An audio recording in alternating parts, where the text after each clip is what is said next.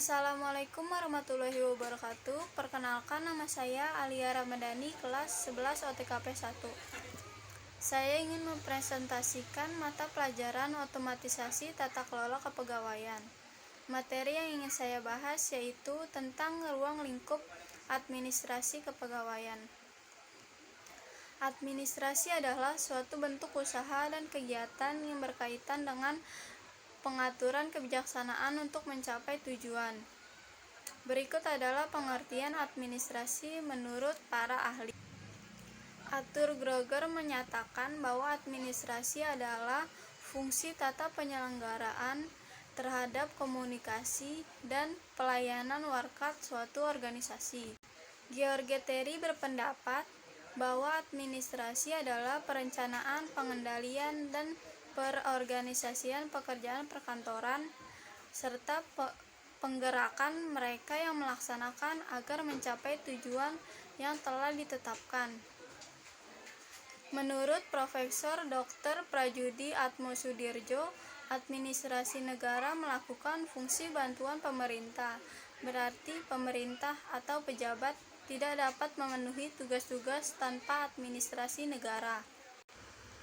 Sondang P. Siagan menjelaskan bahwa administrasi adalah keseluruhan dari proses kerjasama antara dua orang atau lebih yang didasarkan dari atas rasionalitas tertentu untuk mencapai tujuan yang telah ditentukan sebelumnya. Menurut De Liangji, administrasi secara luas adalah serangkaian kegiatan yang dilakukan oleh sekelompok orang dalam suatu kemitraan untuk mencapai tujuan tertentu. Assalamualaikum warahmatullahi wabarakatuh. Perkenalkan, nama saya Cynthia Pratiwi dari 11 OTKP 1. Di sini saya akan menjelaskan tentang pengertian tenaga kerja. Pengertian tenaga kerja.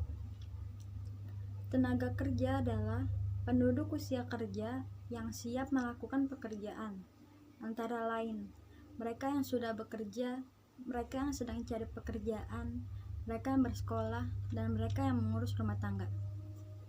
Menurut pendapat Sumitro Jojo Hadikusumo tahun 1987, arti tenaga kerja adalah semua orang yang bersedia dan sanggup bekerja, termasuk mereka yang menganggur.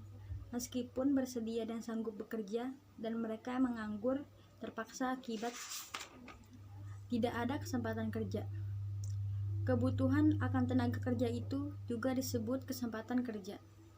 Kesempatan adalah suatu keadaan yang menggambarkan terjadinya lapangan kerja atau pekerjaan untuk diisi pencari kerja. Pegawai negeri adalah unsur aparatur negara, abdi negara, dan abdi masyarakat yang penuh kesetiaan dan ketaatan pada Pancasila. Undang-Undang Dasar 1945,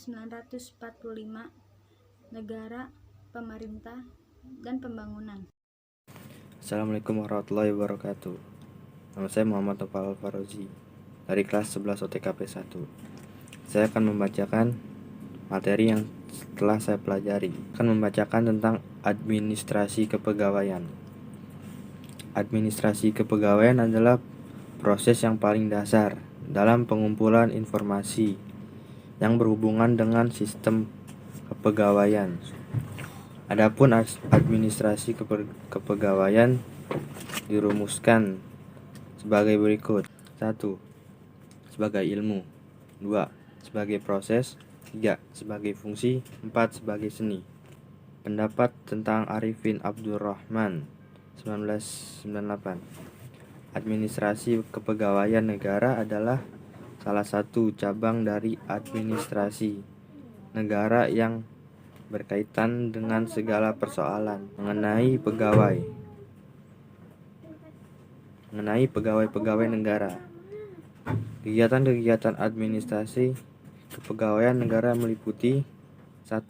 Analisis jabatan, klarifikasi jabatan, dan evaluasi jabatan. 2. Rekrutmen ujian-ujian dan penempatan. 3. Training. 4. Penggajian. 5. Employee counseling. 6. Personnel relation.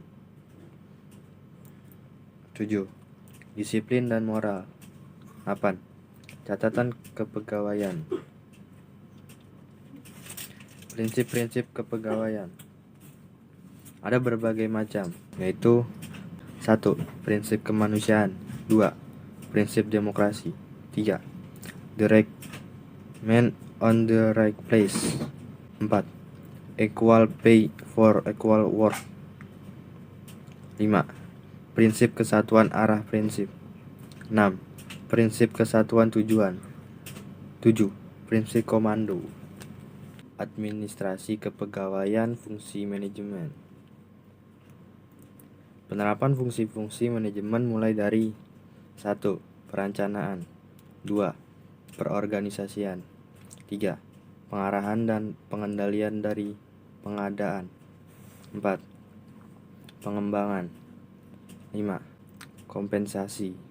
6. Pengintegrasian. 7. Pemeliharaan dan pemberhentian pegawai dengan perwujudan tujuan tertentu. Tujuan administrasi kepegawaian. 1. Perencanaan pengembangan pegawai. 2. Peningkatan kualitas sumber daya manusia. 3. Mewujudkan penataan pegawai. 4. Mewujudkan pembinaan pegawai. 5. Meningkatkan kinerja pegawai. Ajas-ajas pembinaan pegawai. 1. Legalitas dan perlindungan hukum. 2. Penyelenggaraan kepentingan umum. 3. Prosedural. 4. Profesionalitas. 5. Akuntabilitas. 6. Pendelegasian wewenang.